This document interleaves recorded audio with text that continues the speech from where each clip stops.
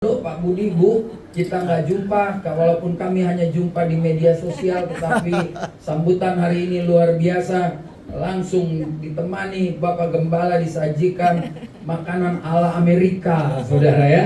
Oleh karena itu, hari ini kita akan selesaikan semua kebahagiaan ini dengan firman Tuhan. Amin. Nah, kebenaran firman Tuhan hari ini akan menguatkan kita dan akan meneguhkan kita bahwa hidup ini nggak sebatas hanya pandai teologi, hanya pandai dalam ibadah, hanya pandai dalam kegiatan-kegiatan rohani, tetapi firman Tuhan mau kita ini pandai dalam melakukannya. Ada amin? Lihat kiri kanan saudara, bilang pandai melakukannya. Jangan omong doang, omong doang aja. Ya, mari kita bahas tentang satu bagian yang tadi saya percaya pemimpin pujian sudah mempersiapkan lagu ini sesuai dengan tema, karena kita selalu diingatkan tentang kasih Tuhan. Ingat bagaimana Dia tidak meninggalkan saudara dalam keadaan terpuruk sekalipun, tidak jatuh sampai tergeletak karena tangannya begitu luar biasa. Nah, pagi ini saya akan bahas satu bagian firman Tuhan dengan tema hidup di dalam kasih. Mari bersama dengan saya baca 1, 2, 3, hidup di dalam kasih. Nah, ayat yang menjadi bagian perenungan kita diawali di dalam 1 Korintus 1 ayat yang ke-10. Mari kita baca sama-sama saudara. Kalau ada koma stop, ada titik stop, supaya kita bisa menikmati apa yang Tuhan mau lewat tulisan tangan Rasul Paulus kepada jemaat di Korintus. Mari kita baca. 3, 2, 1. Tetapi aku menasihatkan kamu, koma. Jadi di dalam kekristenan ini saling menasihati itu perlu, saudara. Memang kita kalau dinasihati orang itu lebih bertahan, lebih defense. Bayangkan kalau gembala dinasihatin sama jemaat yang doanya aja males. Nah, pasti kita akan bertahan, Pak. Merasa lu tuh gak beres gitu. Kenapa nasihati gua? Padahal mungkin Tuhan bisa pakai siapapun menasihatkan kita. Amin. Supaya kita gak jatuh, saudara. Jadi di dalam kekristenan, secara khusus jemaat yang keren ini, menasihati itu biasa, saudara. Ya memang kadang kita perlu melatih diri bagaimana menyampaikan nasihat itu. Kadang-kadang kita juga suka salah sehingga orang jadi tersinggung. Kalau takut salah lebih baik tahan nasihat itu, bawa dalam doa. Lanjut. Saudara-saudara, demi nama siapa? Tuhan kita, Yesus Kristus. Jadi ini supaya kita nggak bertengkar. Saya selalu bilang Tuhan itu banyak, saudara. Orang Kristen Tuhannya Yesus Kristus. Orang yang kepercayaan lain tapi punya Tuhan. Dan dia tidak mengakui Yesus sebagai Tuhan. Jadi ya sudah, gak usah lagi kita cari jalan tengah. Tuhan kan satu, cara nyembahnya beda. Gak bisa. Selama dia tidak mengakui Yesus Kristus itu Tuhan, maka Tuhan you sama Tuhan I lain. Kalau sama, berarti sama. Kalau cuma beda cara nyembah, cara muji, itu kan masalah selera, saudara. Menu makan juga babi panggang, ada yang babi kecap, ya kan? Itu masalah selera, saudara. Tetapi tetap sama-sama babi, betul nggak? Nah, kalau dia Yesus, yang satu lebih lembut, organ genjot, satu pakai band, itu nggak ada urusan, itu masalah selera. Tapi kalau dia bukan Yesus, lain dia. Ya, kalau saudara nggak cocok nggak apa-apa, kita selesaikan nanti di lantai 5. Ya. Nah, lihat, demi nama Tuhan kita Yesus Kristus. Jadi Paulus mengingatkan Tuhan kita Yesus. Ya, lanjut. Supaya kamu apa? Jangan ada apa? Gereja kadang terjadi perpecahan karena sulit untuk seia sekata. Masing-masing menjaga egonya, mempertahankan egonya. Bahwa pakai bahasa Jakarta gitu, gua lebih benar, lu nggak benar. Gua lebih lama, lu anak baru. Nah, itu susah. Seia sekatanya bisa jadi kalau kita kembali kepada, kita nggak bisa lagi ngomong pengalaman gua, nggak ada. Semua ukurannya ini. Amin. Kalau ukurannya nggak ini, you sedang mencuri pekerjaan Tuhan. Ya, jadi di gereja ini maaf, mulai dari pemimpin sampai yang paling bawah pun harus ini pegangannya. Supaya nggak bisa lagi. Lu boleh banyak duit juga nggak bisa lu atur di gereja kalau lu nggak balik kemari. Udah nggak pernah baca ini, ngomongnya sorohani, Kristennya aliran YouTube aja belagu. Kristen itu harus kembali ke sini. Ya, nggak bisa pengalaman gua ngelihat diuji ke sini. Tuhan ngomong diuji ke sini. Semua ke sini. Gak tebel nih bukunya, cuma gak habis-habis dibaca. Buku paling laku di dunia ini, saudara. Amin. Udah ada media sosial, tetap ini masih kejual loh, saudara. Jadi itu penting. Lihat, tetapi ayo kita baca. Sebaliknya, supaya kamu apa, Bapak Ibu? Sehati sepikir. Sehati sepikir, balik lagi ke sini. Hati kita selalu tertuju kepada Kristus, pikiran kita selalu bagaimana memberitakan firman Tuhan. Alkitab jelas bilang, sejago apapun saudara, tapi kalau tidak pergi memberitakan firman, kita gagal jadi orang Kristen. Pergi bukan berarti ke daerah-daerah nginjil, bukan. Pergi itu berarti hidup kita, orang melihat Kristus ada di situ. Jadi berkat. Lihat kiri kanan saudara bilang, jadi berkat. Jadi berkat bukan kasih duit, Bu. Jadi berkat orang ketemu kita bersuka cita. Duit salah satunya. Ya kalau gue gak bisa kasih duit, gue kan bisa kasih sukacita dong. Lu mau bunuh diri lu gak jadi gara-gara lu ketemu gue, gara-gara gue nyanyi. Ingat kasihnya, gak jadi bunuh diri. You mau pergi ke pengadilan, mau cerai, batal. Karena you dengar, ajarilah kami ini saling mengasihi, bubar, gak jadi, saudara. Jadi menjadi berkat itu seperti itu. Kalau yang lainnya makan, duit, jalan-jalan, itu mah nomor sekian. Nah, jadi selesai ini mari kita bahas supaya semuanya bisa selesai tuntas dengan baik. Ya. Jadi dalam rangka mempersiapkan dia datang kembali menjemput kita, ada lagu yang suka dulu 4 tahun atau 5 tahun lalu kalau saya khotbah sini suka saya nyanyikan begini liriknya. Kau dapati aku tetap setia. Jadi kesetiaan kepada Tuhan sampai titik darah terakhir itu yang menentukan saudara masuk surga atau enggak.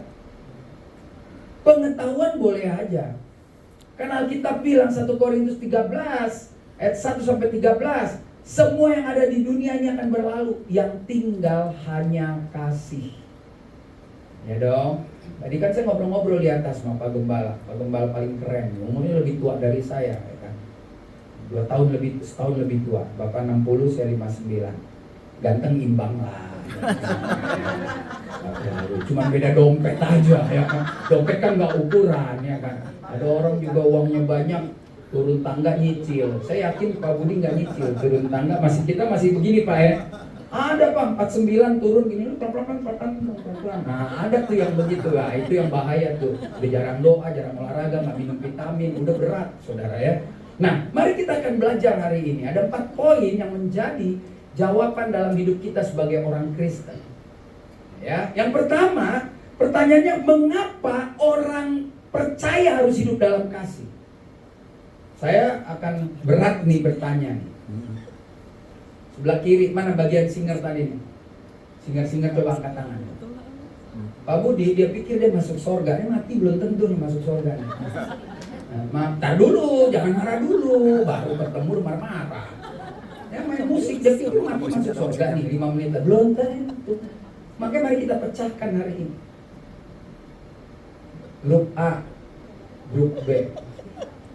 Grup A kalau mati, lu yakin nggak masuk surga? Lalu tadi ngotot bro, ya cepet bro. Yakin nggak? Ibu mati nih hari ini, yakin nggak masuk surga? Bingung dia Pak jawab, bingung. Padahal udah 4 tahun lu belajar tentang akhir zaman, lu nggak bisa jawab juga. Kelompok B, kalau mati yakin nggak masuk surga? Ya ini nggak mikir jawabnya ya. Sekarang saya mau tanya sama yang yakin. Apa bukti kamu mati masuk surga? Ini penting.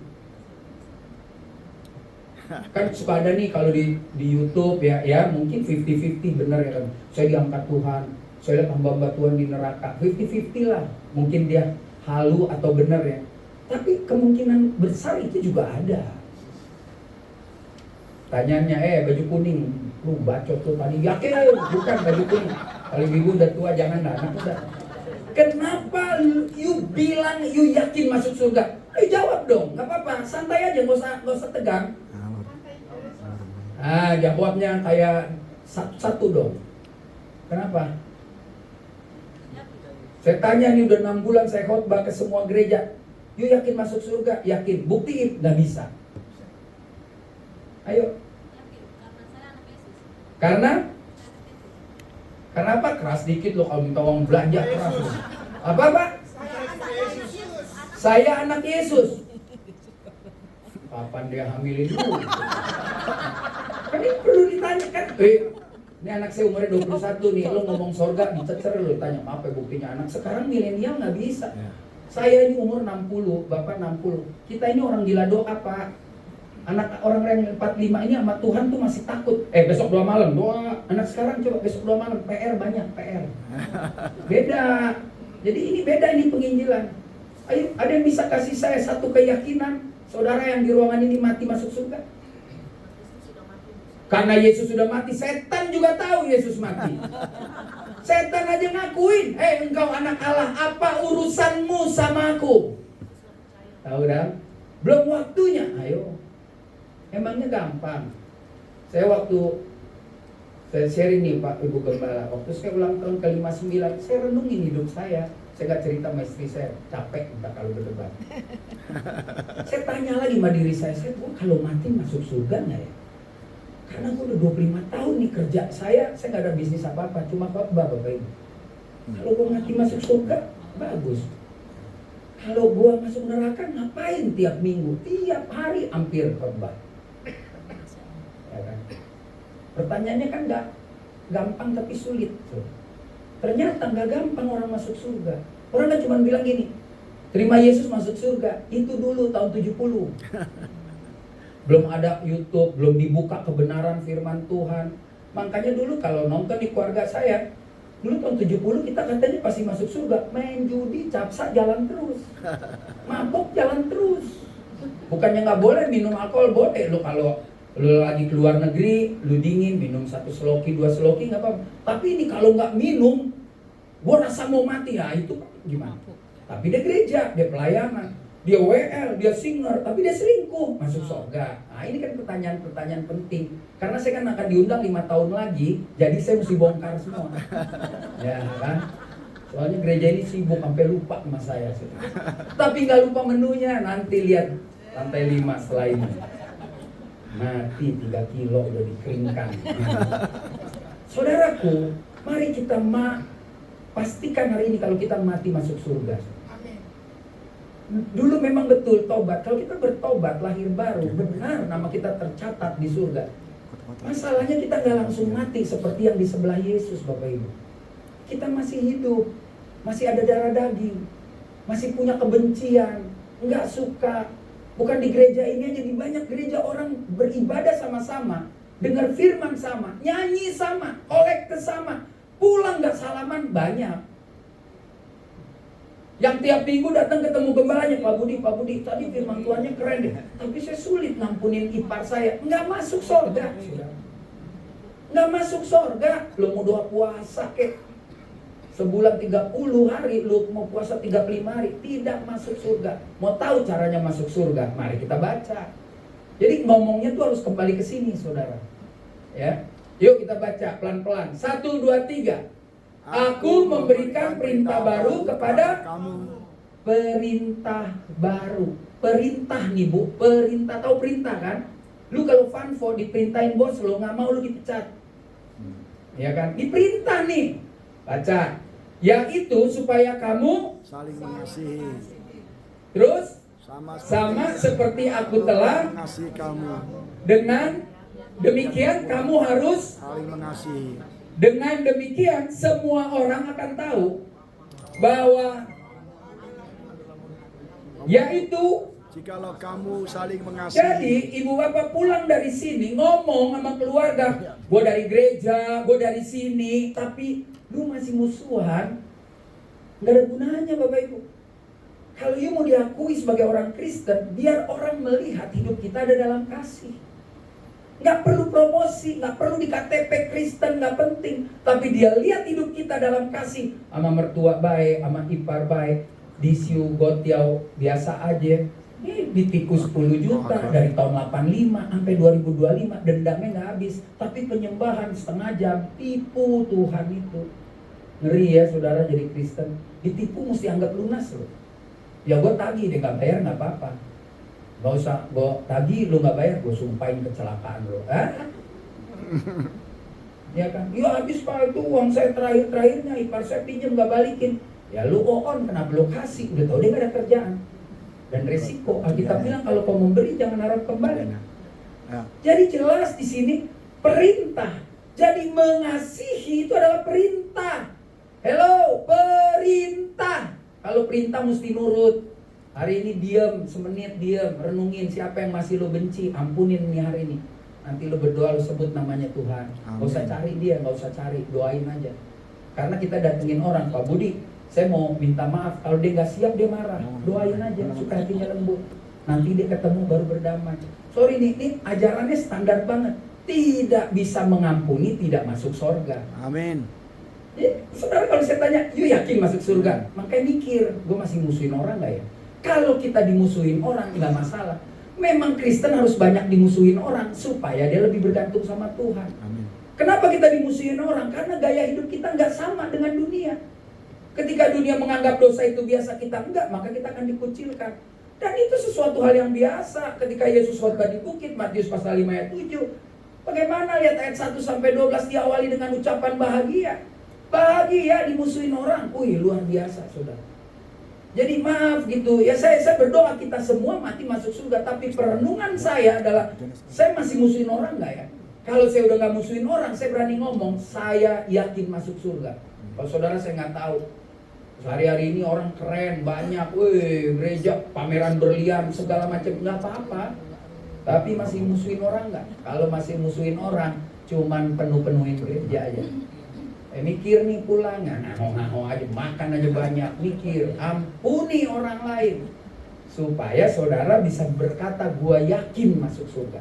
Hidup dalam kasih adalah perintah mutlak, gak bisa ditawar. Di dalam kekristenan, hidup dalam kasih itu harus. Suka atau gak suka, orang percaya harus menerapkan kasih. Dan kasih itu adalah warisan paling besar dalam hidup. Duit perlu, bangunan perlu, tapi kalau sama anak nggak ngajarin kasih Kristus, habis.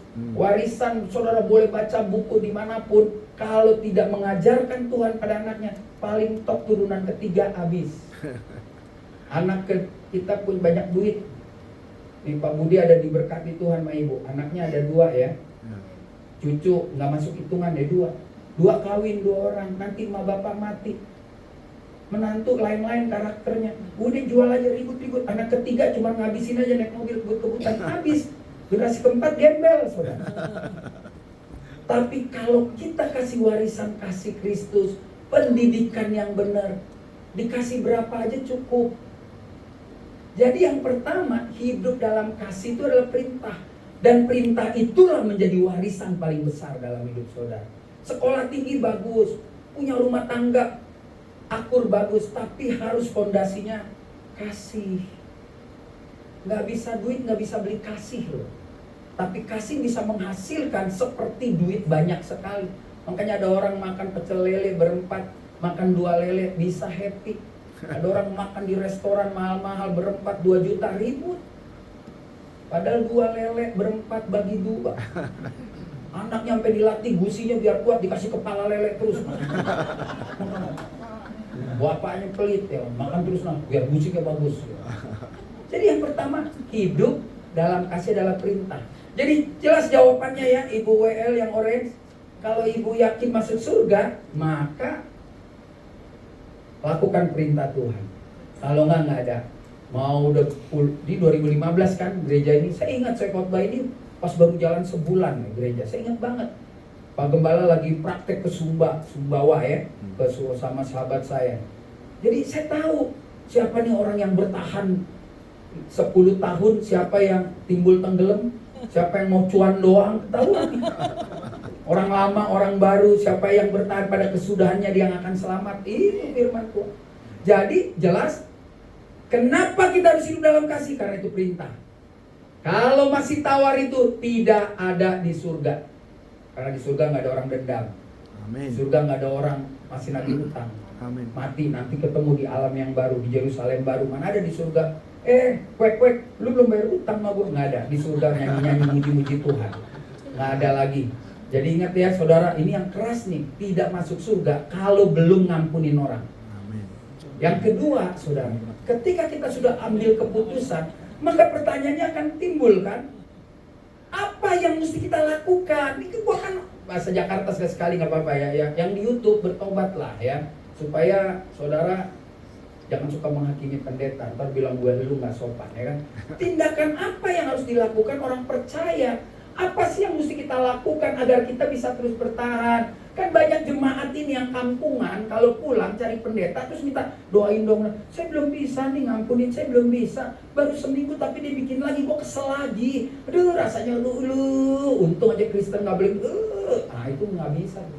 Pak, laki saya udah gak bisa berubah pak. Didoain nangis, kejang-kejang, jatuh, muntah lagi. Jangan muntah sini, karpetnya bagus saudara. Muntah sana lantai 5 samping kura-kura. Ya, kalau lihat tuh. Kan ada orang yang baru tobat, hari Minggu pemulihan, Kemis kumat lagi saudara. Karena dia tidak melakukan dengan benar kasih yang sudah dia putuskan. Mari kita baca. Ini semua ada dalilnya ya. Kata teman kita yang di Amerika, sungguh nekat yang nyata ya kan? Yuk kita baca 1, 2, 3. Dan di atas semuanya itu kenakanlah kasih sebagai pengikat yang mempersatukan dan menyempurnakan. Hendaklah damai sejahtera Kristus, Dalam hati. karena untuk itulah Kamu telah dipanggil menjadi satu tubuh dan bersyukurlah. Lihat saudara, ada kata kenakan. Kenakan artinya pakai. Ci, kenakan pakaianmu. Kenakan topimu biar gak panas. Jadi bayangkan Paulus sampai bilang gini, kasih itu seperti benda yang menutupi dirimu supaya gak malu dilihat orang. Jadi kasih itu harus dipakai setiap hari. Kalau mau tahan mengampuni orang, ya tiap hari baca firman Tuhan untuk bisa menjaga itu. Amin. Oleh karena itu yang kedua, bagaimana melakukannya, mempertahankan itu. Berani jaga kehidupan melalui ikatan kasih Kristus. Talinya jangan rafia, putus, beli lagi yang tebelan dikit, tali pramuka. Putus, beli lagi yang tebel, tali buat tarik mobil. Putus, beli lagi tambang yang buat tahan kapal, saudara ya kan. Nah itu hanya bisa terus meningkat kalau hubungan kita sama Tuhan juga ada peningkatan. Amin. Gereja hari Minggu tidak, nggak tega saya ngomongnya. Kalau saya bilang nggak ada manfaatnya, dosa saya. Tapi mungkin manfaatnya cuma 10% buat pertumbuhan rohani. Hari Minggu ini cuma pertemuan sosial, saudara. Harusnya hari Minggu jangan lagi ada orang yang curhat tentang penderitaan hidup. Hari Minggu tuh orang datang nyanyi-nyanyi gembira, masing-masing menceritakan keberhasilan hidup sepanjang seminggu. Loh Pak, tapi kan, yang menentukan saudara sampai di sini dan bercerita seminggu itu saya jatuh bangun, tetapi hari Minggu saya mengalami kemenangan. Kalau punya waktu dengan Tuhan setiap hari. Saudara, ibadah itu Senin sampai Sabtu secara pribadi.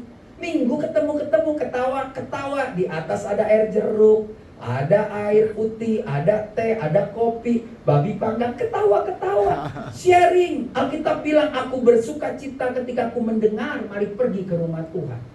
Tapi ini terbalik ke gereja bawa penderitaannya. Pak, saya ini nggak salah saudara datang ke gereja menceritakan kesulitan, nggak salah.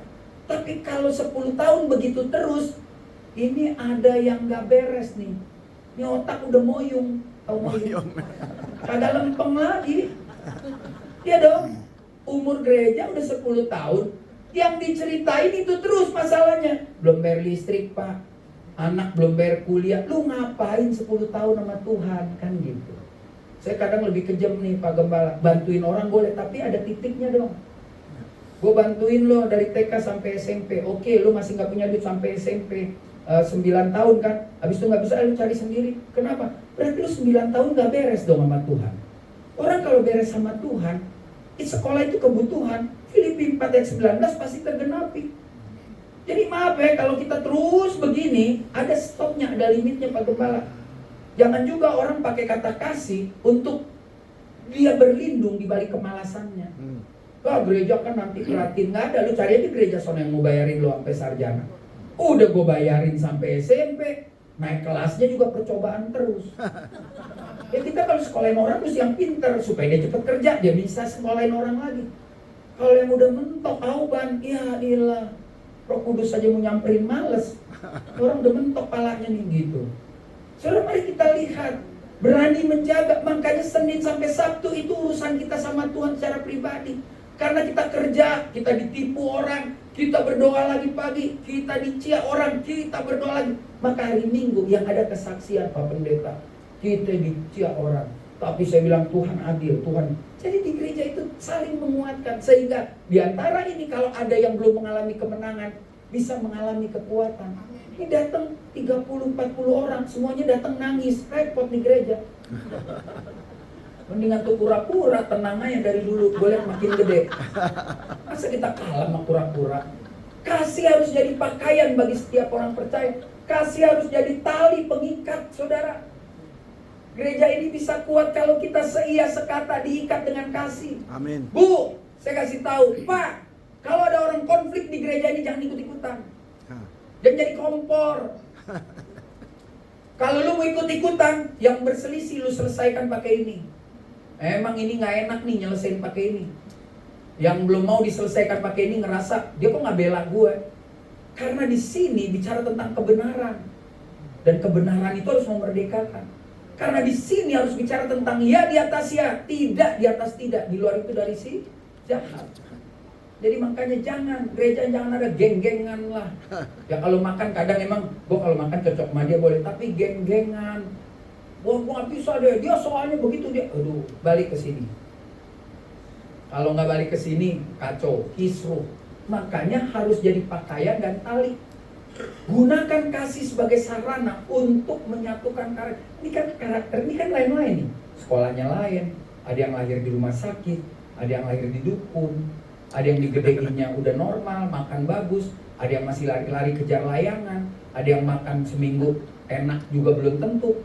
Lain-lain karakternya, tapi begitu masuk HOC harus baliknya ke Alkitab, seia sekata, tidak bisa egois, semua saling mengerti kelebihan dan kekurangan orang. Kalau yang merasa lebih, ngertilah kalau dia kurang.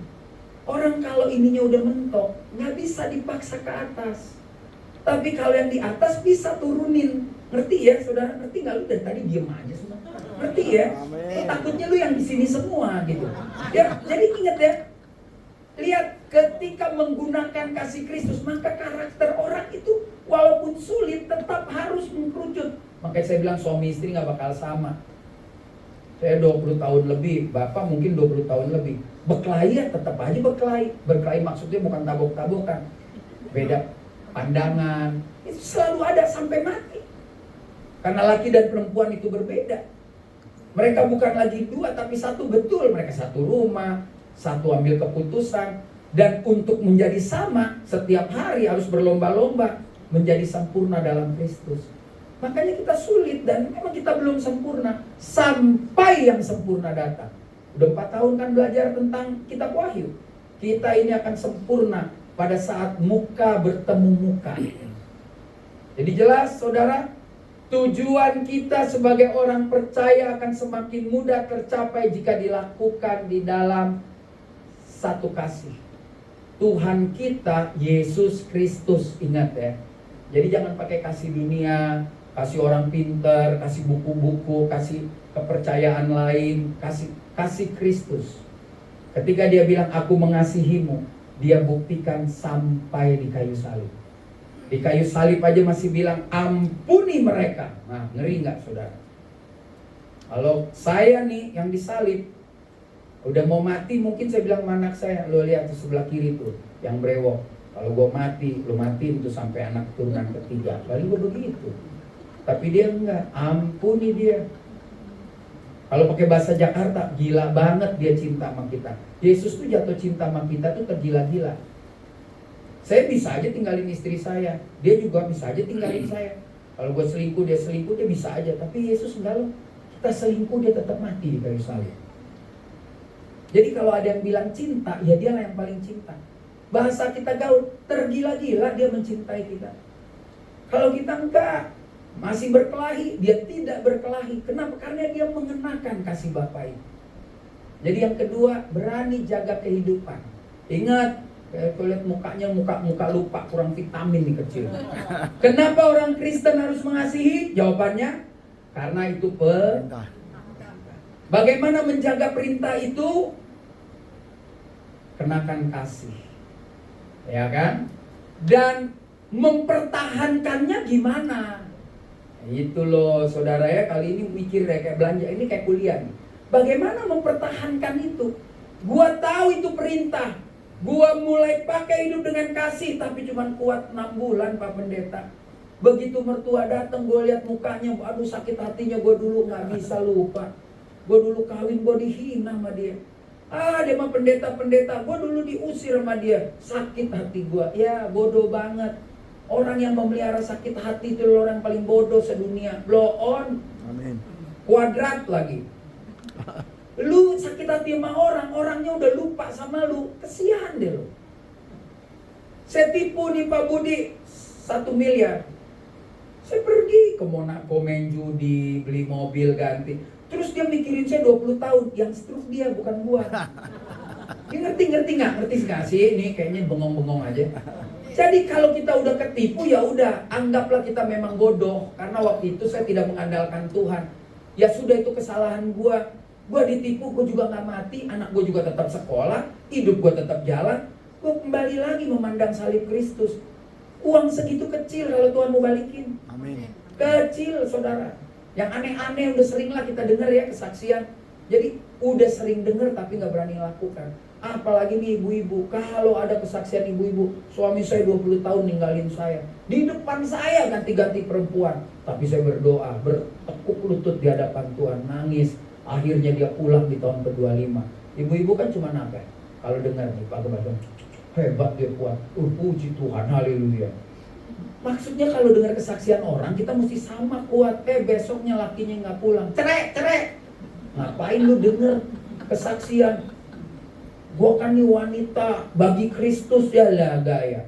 Jago dengar kesaksian, tapi nggak jago melakukan apa yang sudah dia dengar. Makanya ikat. Mempertahankannya gimana? Gimana menjaga perasaan kita supaya tetap bisa mengasihi? Saya harap saudara perlu belajar hari ini. Daud nih orang yang telat bandel. Tahu nggak telat bandel nih, kayak bapak-bapak ini nih di atas 40.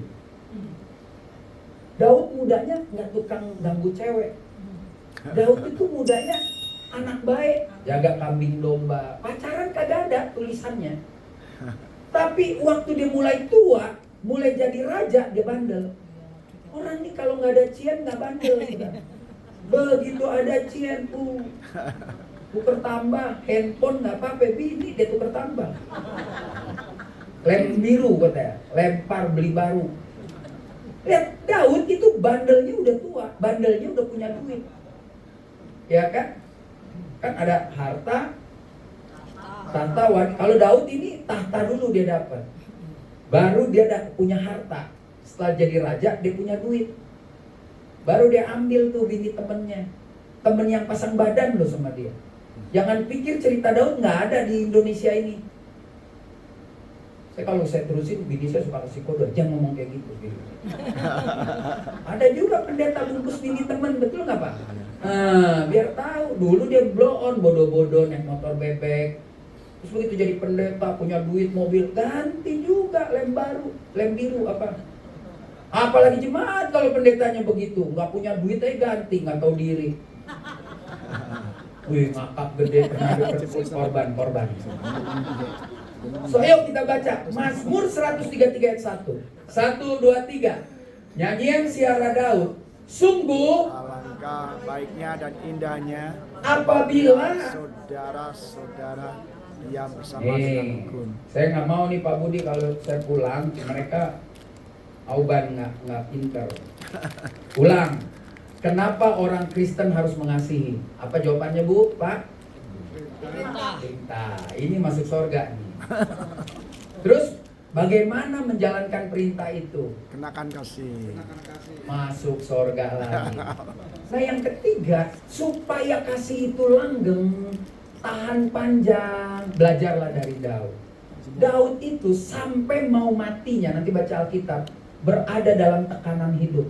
Anaknya aja mau bunuh dia loh. Ngeri nggak saudara? Belum tahu, baca makanya. Kristennya sinode YouTube sih, YouTube mulu. Nih lihat, begitu Daud bertobat, Tuhan pulihkan. Hukuman tetap ada, saudara. Biar saudara mesti tahu di dunia ini ada hukuman, ada pemerintahan. Nah, dia terus menerima hukuman itu, tetapi dia tidak pernah lelah untuk bergantung sama Tuhan. Makanya kalau saudara baca Mazmur, lihat, bayangkan ya lembaga Alkitab yang nyusun. Ada bagian 10 pasal tentang kesalahan yang diakui, 10 pasal tentang ziarah, 10 pasal tentang pujian, begitu-begitu terus. Itu bukti di tengah tekanan hidup, dia terus berusaha berdamai dengan diri sendiri, dan dia mau rukun dengan banyak orang. Makanya yang ketiga, mempertahankannya, ambil keputusan untuk hidup rukun. Amin. Tahu lagunya kan? Sungguh alangkah baiknya, sungguh alangkah indahnya, bila saudara semua hidup rukun bersama. Orang rukun seperti apa, saudara? Seperti minyak di kepala Harun, dan ke janggut dan jubahnya turun. Saudara tahu artinya minyak? Minyak itu dipakai untuk segala hal yang bisa memuliakan Tuhan dan manusia. Ya kan? Minyak dipakai buat orang yang luka-luka. Tapi minyak dipakai juga untuk pentahbisan, penatua, pendeta. Minyak dipakai juga sebagai lambang sukacita pada saat pemberkatan. Jadi orang yang rukun itu memiliki sesuatu yang Tuhan berikan, seperti dari kepala sampai kaki. Jadi orang yang hidup rukun, karena dia melakukan perintah kasih itu, menjaganya kasih itu, maka dia hidup penuh dengan sukacita. Amin. Seperti embun yang dari Hermon mengalir ke Bukit Sion. Ini saya ulang-ulang nih kalau ini soal ini. Kenapa? Karena Hermon, kalau saudara udah ke Israel, ke Sion, ke Yerusalem itu jauh. Jakarta, Semarang, 5 jaman. Mana ada embun jatuh sejauh itu. Embun kalau dari puncak sampainya tuh cuma sampai di Cisarua, paling jauh Bogor. Itu menggambarkan orang yang hidup rukun, melakukan perintah Tuhan dan menjaganya, mengkalungkan dan mengikatnya, memakai kasih, dia akan diberkati Tuhan tak terhingga waktunya, jaraknya. Jadi kalau saudara sampai sekarang bilang, gue gereja, gue rajin, gue ini, saya rajin, apa Pak Budi suruh apa saya ikut, tapi kenapa saya nggak suka bicara tentang kemakmuran, tapi kenapa kebutuhan mendasarnya saya nggak sanggup, saya nggak mau menghakimi saudara, saudara perbaiki aja hubungan sama Tuhan. Amin. Pasti masih ada yang korslet tuh. Amin. Yes. Ada yang korslet, tapi dia kok hidupnya sembarang diberkati. Wah, saudara berarti udah mau memakai ukuran dunia. Ya udah ikut aja cara dia, ngerampok aja saudara. Saya kadang suka bilang, ada orang uangnya banyak tapi pelit nyumbang, itu juga bukan dari Tuhan. Kalau dia bilang saya diberkati, buktinya punya mobil, punya ini, tapi buat pelayanan itu dari tuyul udah pasti. Udah pasti bininya matanya bengkak, kurang tidur, jaga lilin. Suaminya tuh babi ngepet udah pasti. Jadi kita bisa lihat, kita bisa ukur orang yang hidup dalam Tuhan. Saya nggak lagi suruh saudara kaya, bukan.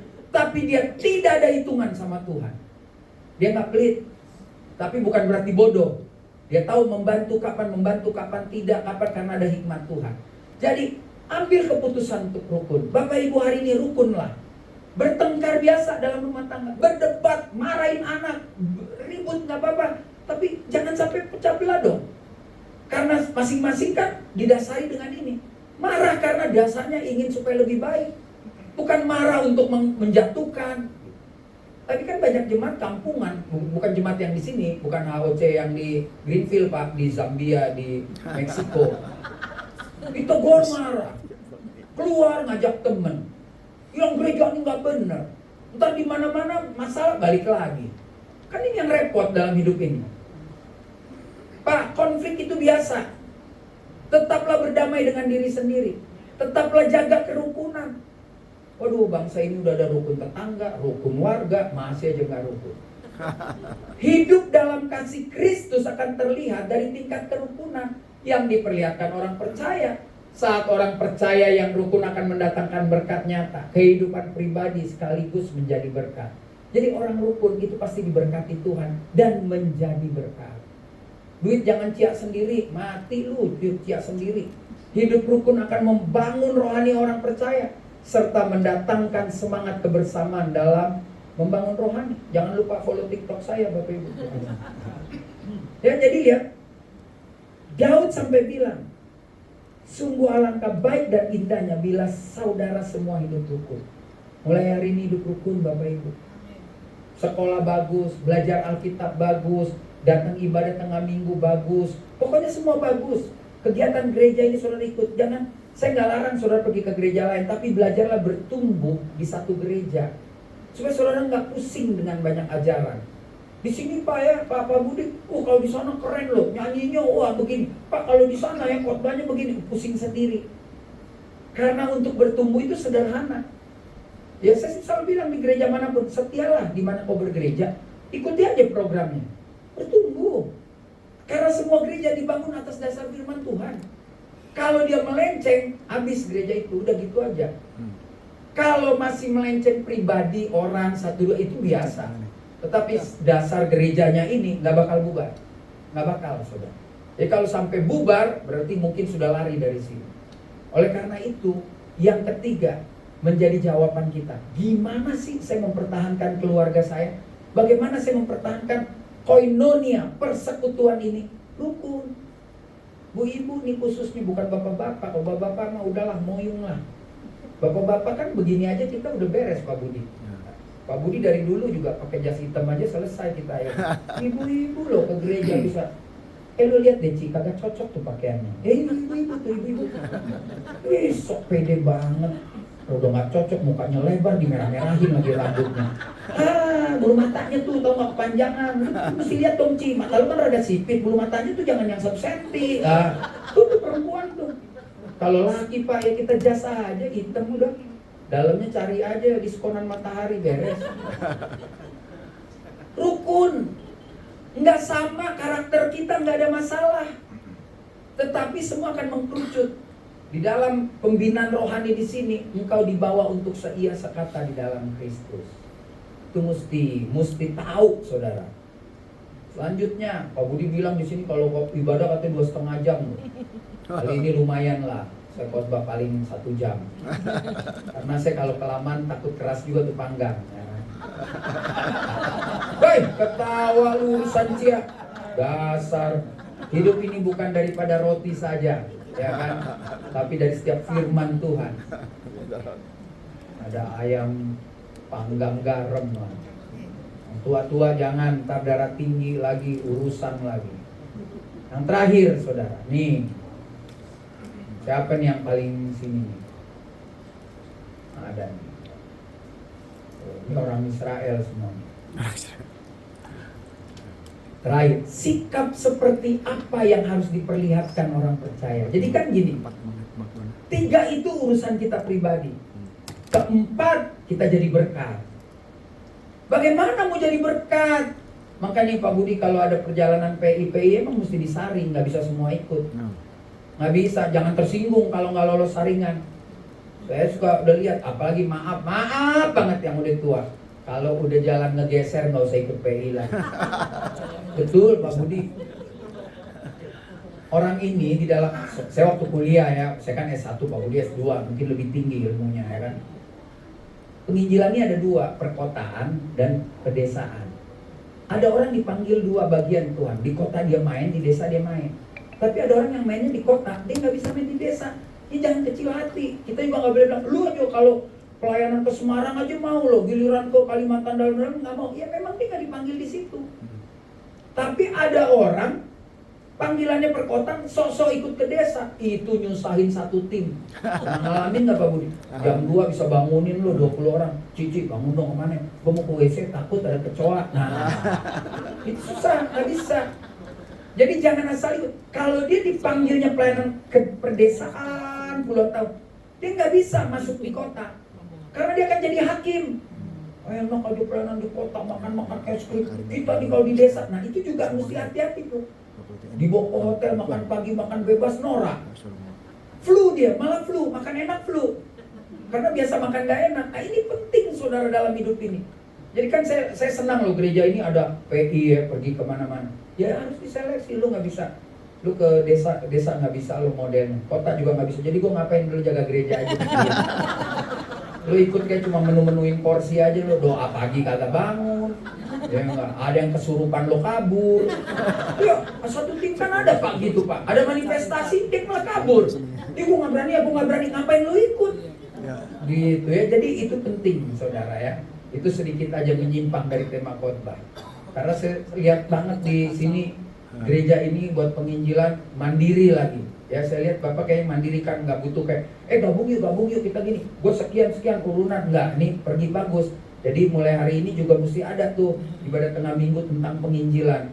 Supaya kalau mau dandan yang mukanya begini-gini Korea itu nggak usah ikut ya. Pergi ke desa, ada lintah loh, ada lintah.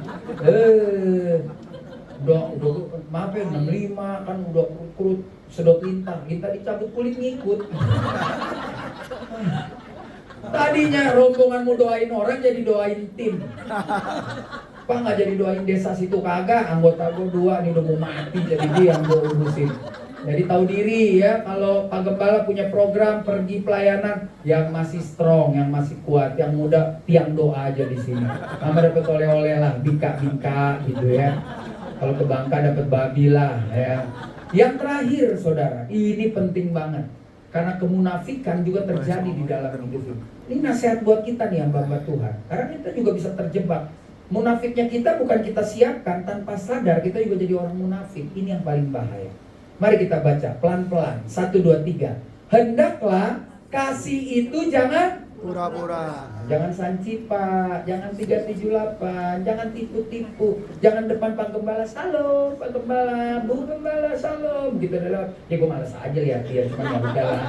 Nah ini banyak udah tua juga kita khotbah udah tahu, ya enggak, carmuk ya, habis dah. Lanjut, jauhilah yang jahat dan lakukanlah yang baik. Saya selalu bilang yang baik harus dasarnya ini. Kalau dasarnya ini pasti melakukan baik. Tapi kalau baik nggak dasarnya ini, bisa juga lakukan baik buat cari muka. Orang yang lakukan baik nuntut itu dasarnya bukan kebenaran. Hendaklah kamu saling mengasihi sebagai Saudara. Dan saling mendahului dalam Memberi hormat. Bayangin nggak orang Kristen diajar yang tua ngerti kelakuan yang muda. Kita ini kan yang umur 50-60 kan Pak ya, kalau anak lewat nggak negor kita udah terbiasa dilatih budaya. Ini orang nggak tahu diri banget, nggak tahu hormat, sama orang tua negor kayak orang tuanya nggak ngajarin ya. Emang betul sih orang tuanya mungkin nggak ngajarin, tapi ternyata itu kita nggak boleh tuntut. Ya sudah, kita tahu dalam hati, oh anaknya si ini nggak tahu budi pekerti, kita doain deh semoga dia berubah. Karena di sini bilang saling mendahului memberi hormat. Saya ajarin juga dong tentu anak saya, lu kalau lewat depan orang tua dikit negor kayak bilang terima kasih. Tapi kalau dia sampai tidak melakukan, kita yang bisa ngerti loh, bisa Tony, papa gimana? Nah itu kan salah satu bagaimana kita mengajar dia untuk saling menghormati. Si tua manggil yang muda. Tapi kan kita memang itu ya, budaya budi pekerti yang tua-tua itu lebih dari anak sekarang. Anak sekarang nggak ada juga gitu, lambat, lemot, karena kecil nggak ngejar layangan, nggak berenang di kali, nggak lari-lari hujan-hujan, nggak naik metro mini, ya nggak keras-keras lah. Tetapi kita pasti bisa ajarkan. Yang pasti Alkitab bilang saling mendahuluilah memberi hormat. Jadi ternyata kita diajarkan untuk rendah hati terhadap sesama. Dan jangan pura-pura melakukan itu. Oleh karena itu yang keempat jawabannya adalah orang percaya harus menyatakan kasih Kristus kepada sesama dengan tulus tanpa pamrih. Tulus itu dari hati yang paling dalam. Ya kan, yang dikasih Tuhan dalam hidup ini yang terdalam adalah hati nurani. Bu, saya bisa tipu Pak Budi, saya bisa tipu Bapak, tapi saya malam nggak bisa tidur. Itu namanya hati nurani. Tapi kalau ada orang udah tipu orang tidur nyenyak, besok dia libur-libur, ya dia sudah mematikan hati nurani. Mau agama apapun, manusia itu diciptakan dihembuskan nafas Tuhan. Berarti ada hati nurani yang nggak bisa ditipu. Makanya ada orang nggak percaya Yesus, kenapa dia baik? Kenapa dia bisa tolong orang? Karena ada hati nurani, ada ketulusan. Apalagi kita sesama manusia punya hati baik, apalagi kita mengalami penebusan dalam Kristus. Harusnya orang Kristen kasihnya di atas rata-rata setiap orang yang di luar Kristus. Tapi kita lihat hari-hari ini orang yang gak percaya Yesus bisa lebih mengasihi dibanding kita. Kita selalu alasan bilang, alah kita kan hidup buat hidup kita aja kurang, kasih persembahan lah, minta inilah. Saya tadi ngobrol sama Bapak, gereja ini kan lagi ribut perpuluhan. Pak Budi bilang nih, jujur nih saya ngomong nih, Pak Budi bilang gereja, orang kalau mau diberkati, mau apa, dia ikuti firman Tuhan. Tapi saya gak pernah paksa Pak, kesadaran dia aja. Tapi firman Tuhan harus disampaikan. Persembahan itu bukan cuma perpuluhan Bu, kecil itu, diakonia. Iya dong. Bagaimana kita bisa juga memberikan persembahan dalam bentuk untuk memperhatikan orang. Jadi orang Kristen ini kadang-kadang cuma mentok di situ doang. Minggu pertama perpuluhan, tambahin Pak, diakonia. Harus. Bukan cuma urusan ada makanan di rumah Tuhan, harus juga ada makanan di luar rumah Tuhan. Saudara, jangan pelit sama orang, sama Tuhan, sama manusia, jangan pelit. Bukan soal jumlahnya, 1000 perak juga kalau lu memang sanggupnya 1000 ya diterima. Janda itu kata Tuhan, dia memberikan paling besar dibanding orang kaya. Karena apa yang dia punya dia berikan semua. Si kaya kalau ngasih bisa belaga. Gini amplopnya belaga jatuh. Cepetannya kececer. Aduh sorry, orang kaya. Kayak baru sengaja mobilnya parkirnya nyangkut supaya diumumin B3672 turun. Gagak aduh lagi kebakar, tolong pindahin deh, push BMW baru. Itu ada juga yang gaya-gaya gitu. Kalau dia mobilnya yang alarmnya dipencet, tetot, nah itu mobil murah, pasti dia pindahin sendiri. Jadi yang keempat, tenang Bapak Ibu. Hidup harus menghormati serta menghargai sesama sebagai bentuk ekspresi kasih Kristus. Ingat, mengasihi tidak ditentukan oleh status sosial, tidak boleh membatasi. Saya percaya bukan karena saya mencari muka. Bapak Ibu Gembala Saudara nih ngelihat jemaat, dia pukul rata sama semua. Saya percaya, walaupun mungkin lu duitnya lebih banyak, lu dikit, dia apa? Sama semua. Harus seperti itu. Cuma kadang yang duitnya nggak banyak Pak, dia sendiri yang ambil keputusan untuk bodoh. Ke gereja, duduk. Kita kan orang susah. Nah itu udah susah minder. Harga diri lo itu diangkat Tuhan waktu di gereja. Gue gak punya duit, tapi gue bisa duduk di tempat terbaik. Itulah yang terakhir Tuhan angkat derajat kita. Sudah di rumah Tuhan emang duduk di ujung minder. Kapan tobatnya? Pengangkatan dari depan bos. Ya tapi kan Pak dari belakang pintu langsung konsumsi. Otaknya cia.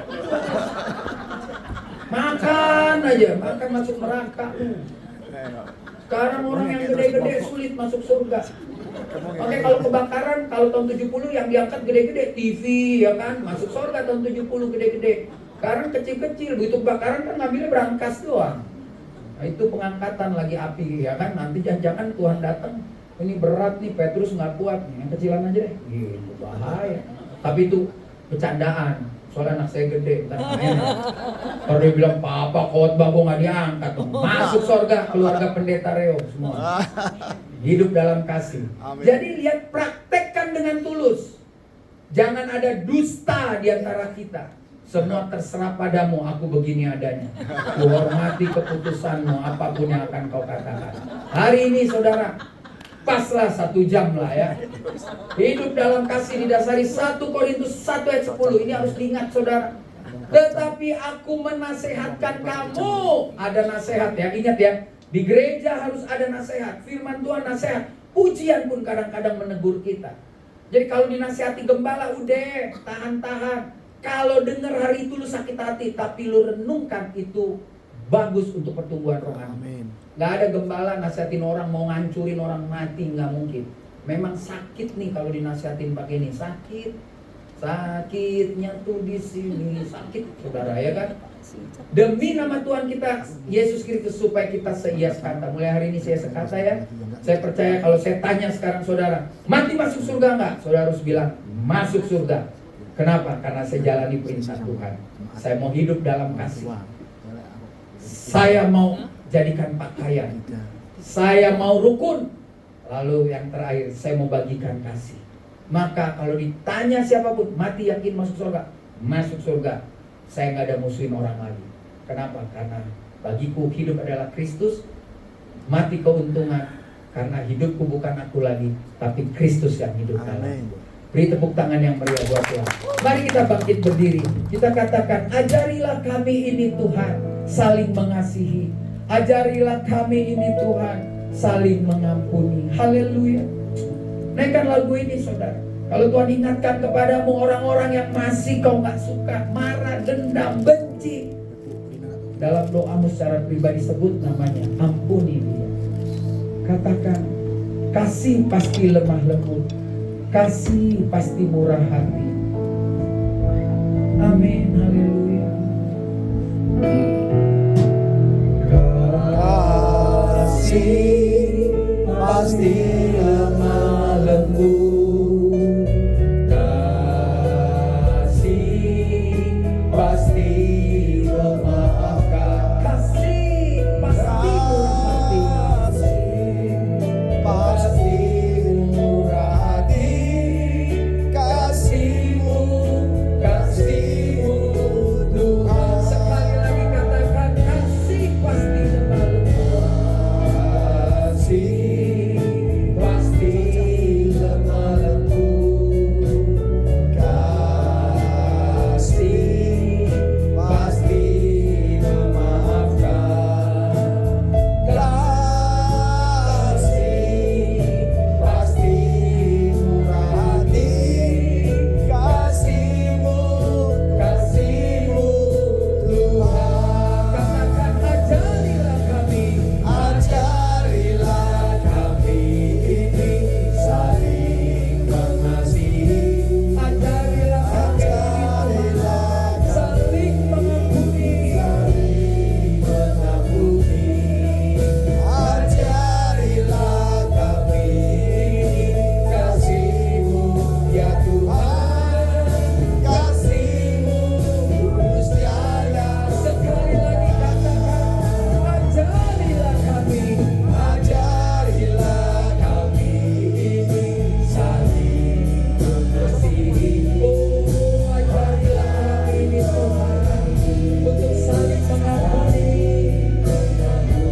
Ajarilah kami ini kasih-Mu ya Tuhan, kasih-Mu kudus tiada batasnya. Musik main dengan tembut, saudaraku, ambil waktu kita 3 menit aja. Kalau mau nggak keberatan 3 menit ini, mari kita tunduk kepala, tutup mata, kita berdoa bersama. Tuhan Yesus yang baik, kami lantunkan lagu ini karena kami rindu Tuhan. Tidak hanya sampai saat ini, tapi sepanjang hidup kami Engkau ajari kami, terus ingatkan kami untuk hidup di dalam kasih. Kasih yang tulus, kasih yang tiada duanya.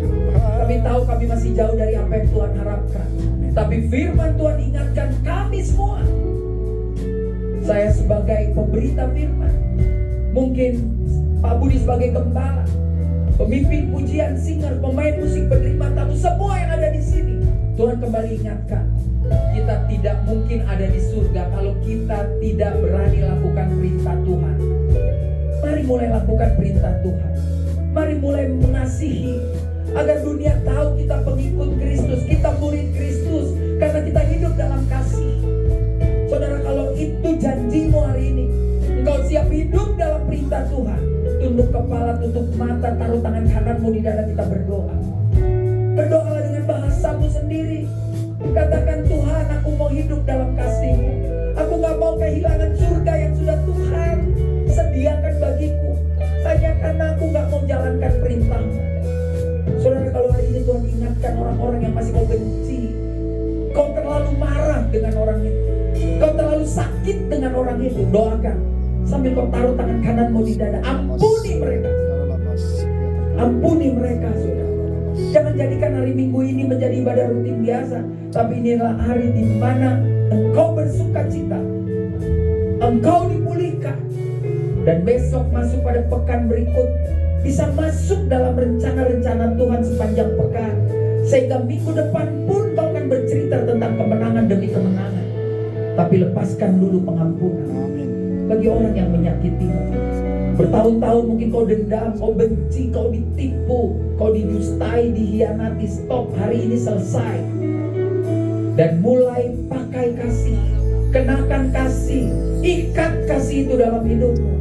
Kalau kau siap lakukan itu, kau juga boleh taruh tangan kananmu di dada, kau berdoa, katakan, Tuhan, aku mungkin gagal, aku lalai menjalankan kasih karena aku nggak pakai kasih itu. Aku nggak kenakan kasih itu, aku nggak ikat kasih itu. Aku menganggap diriku sudah beres ketika aku berdoa pada hari Minggu ini. Saudara, iblis itu mengintip saudara. Iblis itu memperhatikan kita semua. Dan ketika kita lengah, dia masuk menerkam saudara dan saya. Alkitab mengatakan bagaikan singa yang lapar. Tapi hari ini kita singa dari Sion. Kita singa Yehuda. Tidak akan pernah bisa lagi diterkam oleh singa dunia. Oleh karena itu kenakan kasih. Pakai kasih itu. Dan ambil keputusan untuk hidup rukun.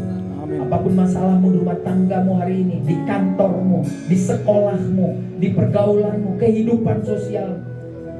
Orang boleh tidak rukun dengan kita, tapi kita tetap rukun karena kita didasari oleh firman Tuhan. Orang-orang yang mencintai Tuhan, dia menjauhi permusuhan. Dia bisa membedakan mana kehendak Tuhan, mana yang tidak. Orang-orang yang hidup dalam Tuhan, dia tahu pergaulan yang buruk merusak kebiasaan yang baik. Maka menjaga kerukunan, dia harus hindari pergaulan yang buruk. Saudara, apapun hari ini, ketika kau terikat pada hal yang buruk, kau boleh berkata dalam nama Tuhan Yesus, aku lepaskan itu semua. Aku mau hidup dalam kasih Tuhan. Karena itu perintah, aku akan kenakan dan ikat kasih dalam hidupku. Dan aku ambil keputusan. Siapapun saudara, lakukan apa yang dilakukan Daud. Dan bahkan Daud menyaksikannya. Sungguh alangkah baik dan indahnya bila kita semua saudara hidup rukun bersama. Kalau itu menjadi komitmenmu, taruh tangan kananmu di dada, kau berdoa. Bilang, Tuhan, aku yakin kalau aku janji sama Tuhan, pasti aku bisa. Jangan pernah janji dengan istrimu, dengan suamimu, dengan anakmu, dengan pendetamu, kau bilang mau hidup rukun. Jangan, janji sama Tuhan. Karena janji dengan manusia waktu kau gagal, mungkin manusia tertawa. Tapi kalau kau janji sama Tuhan, kau gagal, Tuhan akan menghampiri saudara dan saya dan berkata, ayo bangun, jalani lagi kehidupan bersama. Maka kau pasti bisa. Terima kasih Tuhan. Kami janji Tuhan, kami mau mengasihi karena itu perintah. Kami janji Tuhan akan mengenakan dan mengikat kasih dalam hidup. Kami janji Tuhan, hidup kami adalah hidup rukun. Dan itu keputusan kami. Dan pada akhirnya kami percaya Tuhan, kami percaya Engkau menanti kami di luar gedung gereja ini. Maka kami harus menebarkan kasih kepada dunia yang terhilang. Dunia hari ini mencari kasih yang sejati. Dan kasih sejati ada dalam hidup saudara dan saya. Oleh karena itu bagikanlah dengan tulus. Maka berjalan bersama Kristus, engkau cakap menanggung segala perkara untuk membagikan kasih itu. Kalau kau siap diutus Tuhan, datang masuk ke dunia yang gelap ini untuk menjadi saluran kasih Tuhan, berkat Tuhan. Kau boleh taruh tangan kananmu di dada, kau berdoa. Ingat, janjilah sama Tuhan supaya Tuhan menggenapinya, Tuhan menjaganya, Tuhan menuntun saudara dan saya untuk menggenapi janji-janji yang kita buat hari ini. Terima kasih Tuhan Yesus. Kau lihat setiap tangan-tangan yang terletak di dada. Hamba berdoa dalam namamu, dalam nama Tuhan Yesus. Janji kami ya dan amin. Kami percaya Tuhan, Kau tilik hati kami yang berjanji padamu, maka Engkau akan menyempurnakan, materaikan, sehingga orang melihat mulai hari ini Tuhan yang mengajarkan kami kasih sungguh-sungguh dialami oleh setiap orang, dilihat oleh setiap orang. Oleh karena itu Tuhan, inilah syukur kami, inilah permohonan kami. Beri tepuk tangan yang meriah buat Tuhan. Katakan, ajarilah kami ini Tuhan saling mengasihi. Haleluya. Ajarilah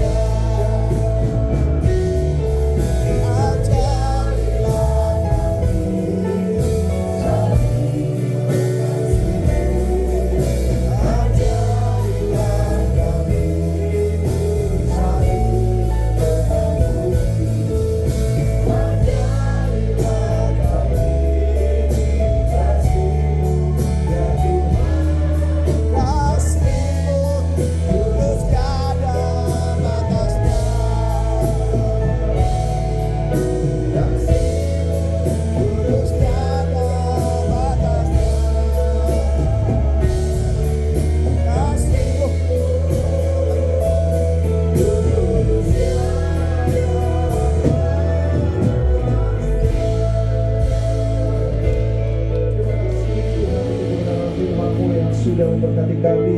Biarlah Tuhan, kami praktekkan kasih yang sudah Engkau ajarkan bagi kami ya Tuhan. Kami hidup rukun bersama-sama dengan saudara seiman kami dan juga orang lain ya Bapa. Dan biar Tuhan kembalikan berkat untuk hamba-Mu, Bapak Pendeta Reno Panggabean, yang sudah melayani kami dengan firman, sudah berkati kami. Tuhan tambahkan, Tuhan urapi, Tuhan berikan hikmat dan marifat-Mu ya Tuhan. Banyak jiwa dimenangkan, diberkati oleh hormat dan kemuliaan, bagi hormat dan kemuliaan nama-Mu. Tuhan berkati juga istri anaknya, seluruh keluarganya, pelayanannya. Tuhan senantiasa menyertai, Tuhan senantiasa memberkati. Dan terima kasih Tuhan, terima kasih. Kami juga siap untuk memberikan persembahan kami